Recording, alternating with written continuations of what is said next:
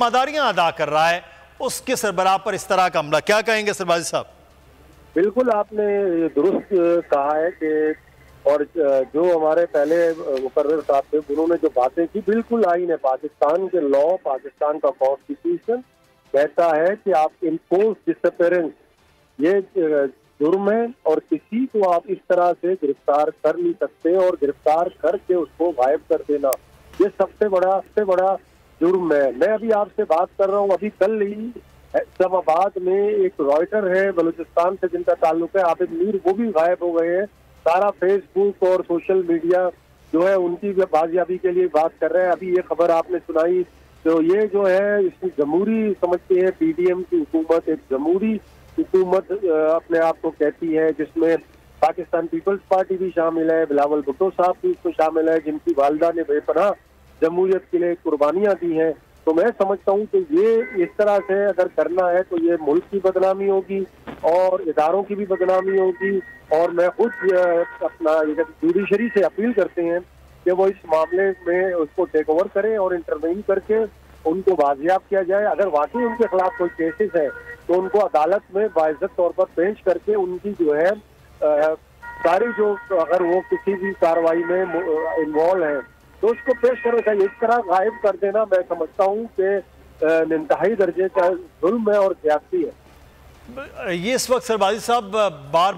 بار یہ اس بات کی سزا ہو رہی ہے، تھریٹ ہو رہا ہے۔ آپ نے دیکھا سمیع ابراہیم کے خلاف مقدمات ہوئے، جمیل فاروقی کو کراچی سے غائب کیا، اٹھایا گیا، اور عمران ریاض کے خلاف مختلف مقدمات مختلف عدالتوں میں، اور بار تھریٹ۔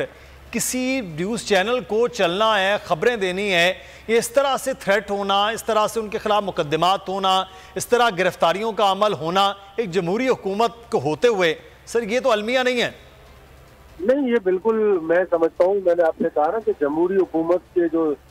دعوے دار لوگ ہیں ان کو جو ہے اس طرح کی، ویسے بھی دیکھیں نا ہماری میڈیا کا کیا حال ہے، میڈیا انڈسٹری میں کرائسس آئے ہوئے ہیں اور اکانومک چیلنجز ہیں ہمیں، اور بجائے کہ آپ اکانومک چیلنجز کو کریں اور آپ اپنے ہی میڈیا، اگر آپ سے کوئی سمجھتے ہیں کہ اگر فرض کریں بول چینل ہے یا ARY چینل ہے آپ کی مرضی کے بغیر کر رہے ہیں تو اس کا یہ مطلب نہیں ہے کہ آپ ان کو بند کر دیں، کیمرہ کے ذریعے نوٹسز ایشو کر دیں۔ آپ جو ہے کسی اور طریقے سے بھی، جمہوری طریقے سے بھی کام کر سکتے ہیں۔ میں سمجھتا ہوں کہ یہ غیر جمہوری طریقہ ہے اور یہ آمرانہ دور میں بھی اس طرح کی کارروائیاں نہیں ہوئی ہیں، اور اس دور میں اس طرح کی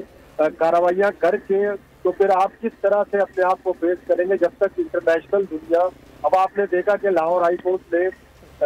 ابھی جو ہے فیصلہ آج آیا کہ عمران خان کی اسپیچز پہ پابندی ہٹا لی ہے، انہوں نے اس کو غیر قانونی قرار دیا۔ تو پھر فائدہ کیا ہے کہ آپ جو کام کرنے جا رہے ہیں کہ اگر عدلیہ اس کو ویٹو کر دیتا ہے تو آپ کی کوئی حیثیت نہیں رہتی، پھر وہ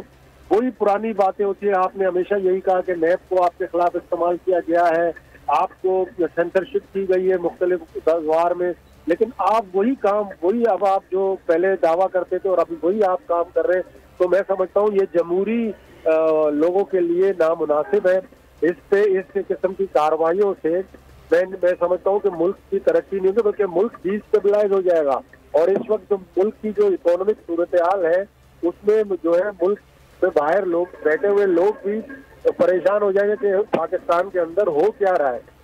جی بہت سربازی صاحب، اگر ہم یہ دیکھتے ہیں کہ آپ نے تو اپنے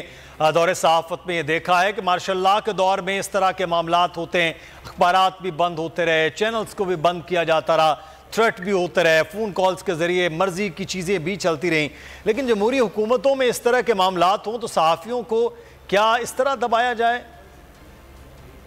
جی بالکل، میں سمجھتا ہوں کہ یہ آپ نے بالکل صحیح بات کی کہ